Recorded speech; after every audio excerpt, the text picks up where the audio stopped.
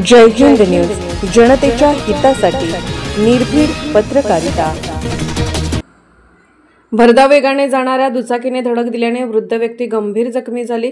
हा अपघात रात्री 10:30च्या सुमारास शहरातील पुष्पराज चौक परिसरात झाला। अपघातात फिर्यादी सुभाष राजाराम निकम वय 65 राहणार चिन्मय पार्क यशवंतनगर सांगली हे जखमी झाले। याबाबत विश्रामबाग पोलीस ठाण्यात नोंद करण्यात आली आहे। घटनेची माहिती अशी की फिर्यादी सुभाष निकम हे त्यांच्या दुचाकीवरून क्रमांक MH10L 4073 सांगलीहून विश्रामबागकडे येत होते। ते पुष्पराज चौकात आले असता त्यांच्या दुचाकीस भरधाव वेगात जाणाऱ्या दुसऱ्या दुचाकीची धडक बसली। यामध्ये ते गंभीर जखमी झाले। धडक देणाऱ्या दुचाकी चालकाने घटनास्थळावरून पलायन केले।